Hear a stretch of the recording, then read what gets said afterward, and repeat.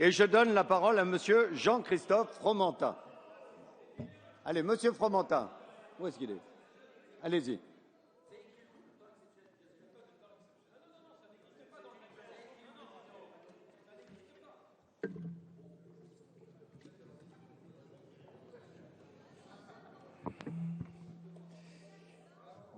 Merci. Vous savez très bien qu'il est respecté, Monsieur Jacob. Allez. Monsieur le Président. Monsieur Fromentin. Madame le Ministre, chers collègues, voilà, le temps est effectivement un sujet, utilisons-le, sur le fond. Et effectivement, au nom du groupe UDI, on a eu, il y a quelques jours, un long débat avec un consensus de l'ensemble des députés du groupe sur le regret, à la fois le regret sur le temps et en même temps un regret sur le décalage de l'agenda.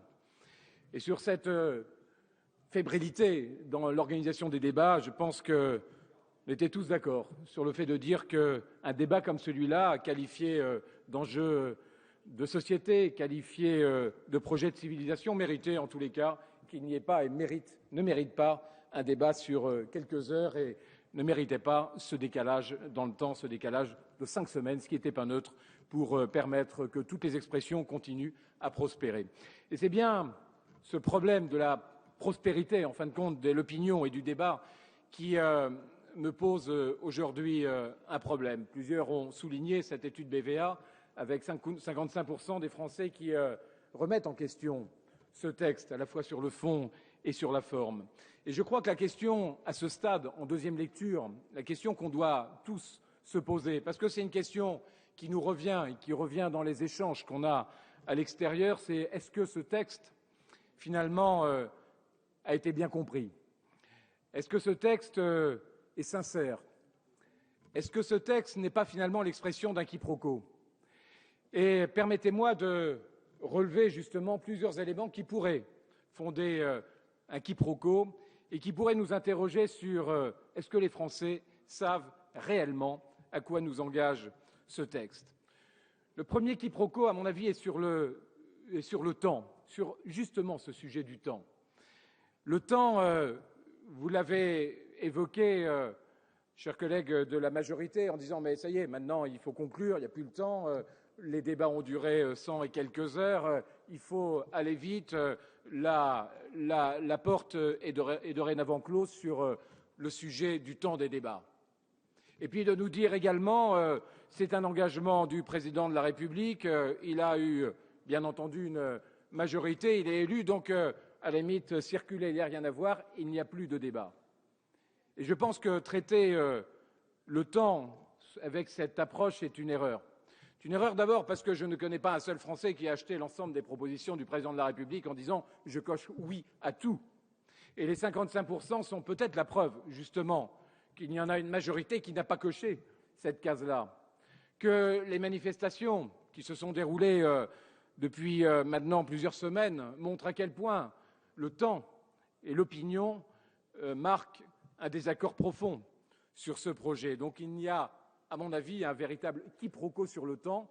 Le temps et l'accélération du temps que vous réclamez n'est probablement pas le temps de la réflexion, de l'opinion. Et je crois qu'en démocratie, le temps qui compte le plus, c'est ce temps de l'opinion. On en est la représentation. On se doit d'être à l'écoute de la prospérité de ce temps et de ce temps que les Français nous rappellent au travers d'une étude, au travers des manifestations, au travers du bruit croissant que provoque ce texte.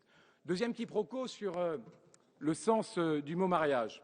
Alors, le mot mariage est une sémantique que l'on partage, mais finalement, est-ce que derrière ce mot mariage, les Français ont compris que finalement ils ouvraient un nouveau débat? Le mariage pour tous, la possibilité pour des couples de même sexe de s'unir, c'est le sens, c'est le premier projet de votre texte. Et derrière, il y a ce débat sur tout ce que ça ouvre.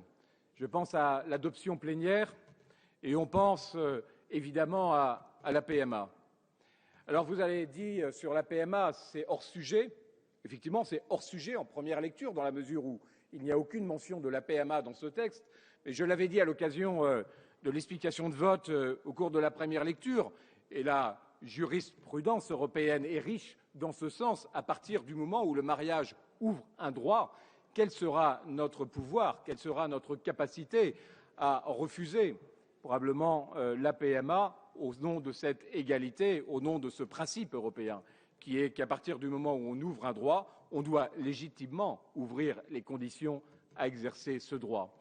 Et j'évoque un quiproquo parce que je ne suis pas certain que les Français ont compris la prolongation, l'ouverture de ce texte, n'ont pas compris qu'en ouvrant cette porte du mariage pour tous, indiscutablement, et certains de mes collègues de l'UMP l'ont rappelé, on ouvrait la voie à la PMA et peut-être un jour, malheureusement, la voie également à la gestation pour autrui.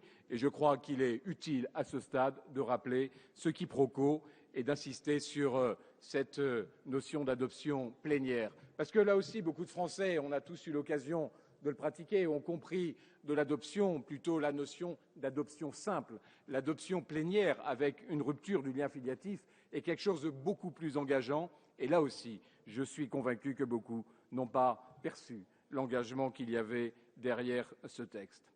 Enfin, quiproquo sur le principe d'égalité. Et c'est un vrai sujet sur lequel on a débattu et on continuera à débattre, parce que derrière cette notion d'égalité, et je pense qu'elle est souvent, et j'espère à chaque fois, défendue avec sincérité, admettez également que derrière cette notion d'égalité, il puisse y avoir deux lectures, qui ne sont pas les mêmes lectures.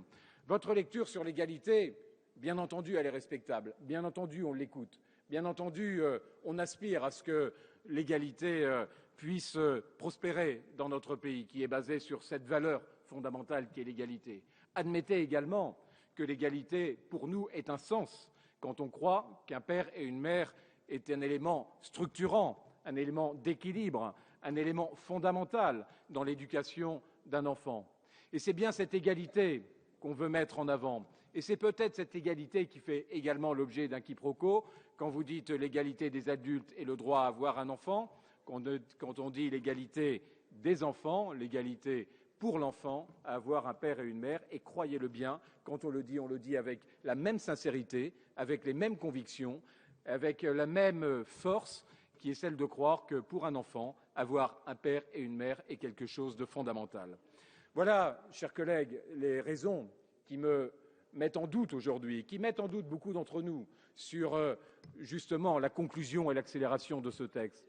Je pense que beaucoup de choses n'ont pas été dites, beaucoup de choses n'ont pas été débattues, beaucoup de choses méritent encore d'être éclaircies, beaucoup de choses méritent encore que sur un projet que vous avez qualifié de grand projet, sur un projet sur lequel le président de la République lui-même a reconnu l'importance de la conscience que chacun devait mettre dans un texte comme celui-là, face à tous ces quiproquos, face à ces incertitudes, face à ces doutes, face finalement à tout un tas de zones et d'éléments qui n'ont pas été débattus, malgré ce que vous dites au travers de nos débats.